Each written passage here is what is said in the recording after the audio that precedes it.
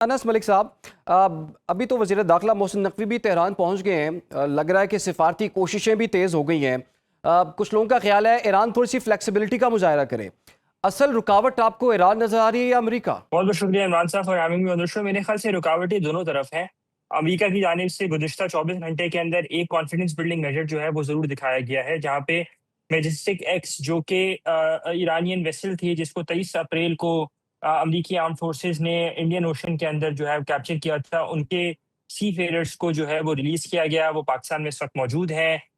अगले हफ्ते के अवाइल में वो चले जाएंगे और उसी के अशर में हम देख रहे हैं कि पाकिस्तान के वज़ीर दाखिला मोहसिन नकवी साहब का जो है वो दो रोज़ा दौरे तेहरान तेहरान भी जो है वो जारी है। मेरे ख़्याल से पाकिस्तान की साले से इस वक़्त कोशिश यही है कि किसी न किसी तरह का जो ये इम्पास है इसको ख़त्म किया जाए और जो मिसट्रस्ट और डिसट्रस्ट की फ़िज़ा है जो कि दोनों तरफ है।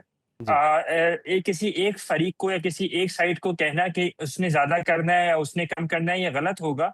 वो उस मिसट्रस्ट और डिसट्रस्ट की फ़िज़ा को ख़त्म करना चाहते हैं कि किसी न किसी नतीजे के ऊपर जल्द से जल्द पहुँचा जाए।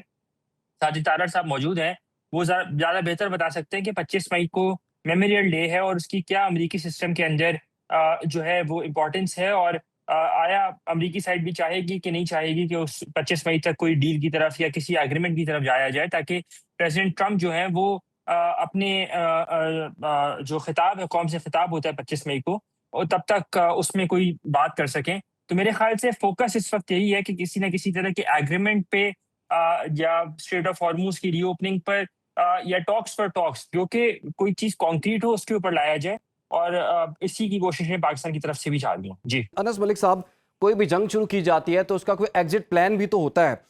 डोनाल्ड ट्रंप ने किसके मशवरे पर ये फिर जंग शुरू कर ली? उन्होंने ईरान को वेनेजुएला समझ लिया था कि निकोलस मदुरो को वो उठा के ले जाएंगे और शायद एक दो रोज के अंदर ये ईरान वाला मामला भी निपटा लेंगे, लेकिन ऐसा हुआ नहीं।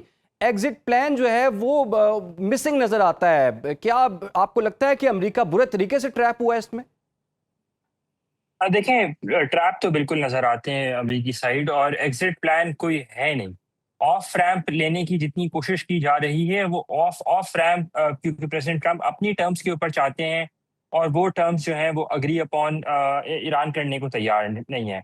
मेरे ख़्याल से ईरान के लिए ईरान ने ये बात भाँप ली है कि अमरीकी सिस्टम को फ्रस्ट्रेट करना है। उनको पता है कि वो ये जंग जीत नहीं सकते, लेकिन अमरीकी सिस्टम को इतना फ्रस्ट्रेट, इतना थका ज़रूर सकते हैं कि किसी न किसी पॉइंट के ऊपर के वो गिव इन कर जाएँ और ये पहली मर्तबा नहीं है। वाशिंगटन ने अगर वो रूल बनाए हैं, तो तेहरान ने जो है वो ड्राइंग बोर्ड जो है वो रूल का वही चेंज कर दिया है। वियतनाम वॉर में भी हमने देखा कि अमरीकी साइड ने ये बहुत बहुत बाद में रियलाइज़ किया कि जी नॉर्थ वियतनामी साइड जो है वो कभी लड़ नहीं रहे थे। जंग में जीतने के लिए नहीं लड़ रहे थे, बल्कि थकाने के लिए लड़ रहे थे और मेरे ख़्याल से तेहरान भी इस बात को बहुत अच्छी तरह समझता है कि जो पॉलिटिकल विल है, उसको कोलैप्स करे और यही वजह है कि प्रेज़िडेंट ट्रंप जो है, उनके लिए यहाँ से रिवर्स गियर में लाना बड़ा मुश्किल काम है।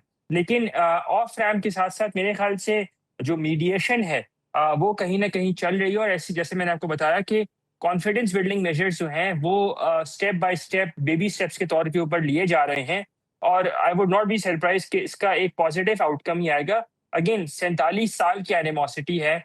अमेरिका ने तालिबान के साथ 20 साल की अपनी इन्वेजन की थी अफ़गानिस्तान जी। में। तालिबान के साथ उन्होंने 17 महीने, क्लोज़ टू 18 महीने नेगोशिएट किया था दोहा अकॉर्ड के लिए। यहाँ पर 47 साल की एनिमोसिटी है, उसको 47-48 दिन, 1 महीना, डेढ़ महीने के अंदर आप उसको रिज़ॉल्व नहीं कर सकते। उसपे वक़्त लगेगा। जब जेसीपीओए नेगोशिएट हुआ, तो उसमें तकरीबन 2 साल लगे थे। उससे पहले वो मतलब इतना जल्दी वो नेगोशिएट नहीं हुआ था, तो थोड़ा-सा वक़्त लगेगा, लेकिन दोनों साइड्स इस मामले की अर्जेंसी और नज़ाकियत को समझती हैं। इसी वजह से पुश, जो एक डिप्लोमैटिक विल और डिप्लोमैटिक पुश, वो दोनों तरफ हमें नज़र आता है। अच्छा, तो अनिस मलिक साहब, बरतानवी अखबार ने ये का खबर दिया है कि सऊदी अरब ने मशरिक़ वस्ता के ममालिक और ईरान के दरमियान अदम जारहियत के मुआहदे की तजवीज़ दी है। आपको पॉसिबिलिटी किस हद तक नज़र आती है कि जो मशरिक़ वस्ता के ममालिक हैं और ईरान के दरमियान भी कोई मुआहदा हो सकता है? मेरे ख्याल से पॉसिबिलिटी तो है, लेकिन उसके लिए पहले एक परमानेंट सीज़ फायर की तरफ जाना होगा और मशरिक़ वुस्ता या मिडल ईस्ट जिसे हम कहते हैं, इस पूरे कॉन्फ्लिक्ट के अंदर 3 ऑर्गनाइज़ेशन जो हैं वो बिल्कुल ही, या चौथी ओपेक को भी अगर आप इंक्लूड कर लें तो 4 ऑर्गेनाइजेशन बिल्कुल रिडंडेंट हो गई हैं। सबसे पहले तो अक़वाम मुत्तहिदा, दूसरी ओआईसी, तीसरी अरब लीग और चौथी GCC, the gulf cooperation council. और उसमें अगर आप 5वां ओपेक को या ओपेक प्लस को ऐड करना चाहें तो भी कर सकते हैं। अगर तो किसी इस तरह के मुआहदे की बात होती है तो उसमें हम रीजनल रीअलाइनमेंट्स को देखेंगे। हम देखेंगे कि ईरान के साथ ऐसा कोई मुआहदे के अंदर मुत्तहिदा अरब इमारात, बहरीन और कुवैत, ये 3 ममालिक जो हैं वो शामिल नहीं होंगे। और जो शामिल होंगे उसमें ओमान ज़रूर होगा, उसमें कतर ज़रूर होगा। ये 2 ममालिक मशरिक़ वस्ता के हमेशा, या सऊदी अरब जो है वो हमें शामिल होता हुआ ज़रूर नज़र आएगा। लेकिन पॉसिबिलिटी बिल्कुल रहेगी।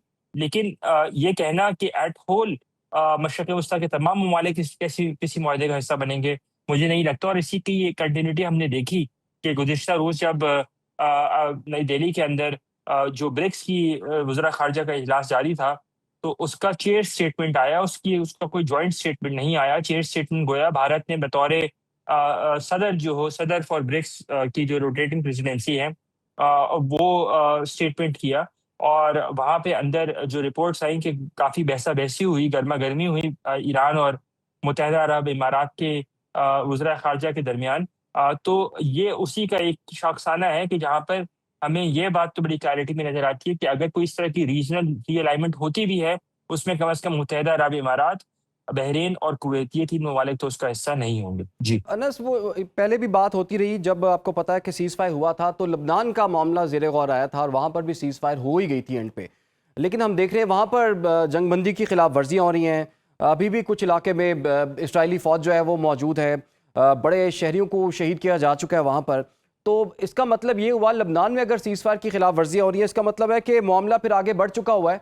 और चूंकि ये कनेक्टेड थी चीज़ के अमेरिका, इसराइल और ईरान के साथ जो सीज़ फायर है उसके साथ कनेक्ट किया गया था लबनान वाले मामले को भी, तो लबनान वाला मामला तो आगे बढ़ रहा है। फिर क्या एक्सपेक्ट करें फिर हम अब?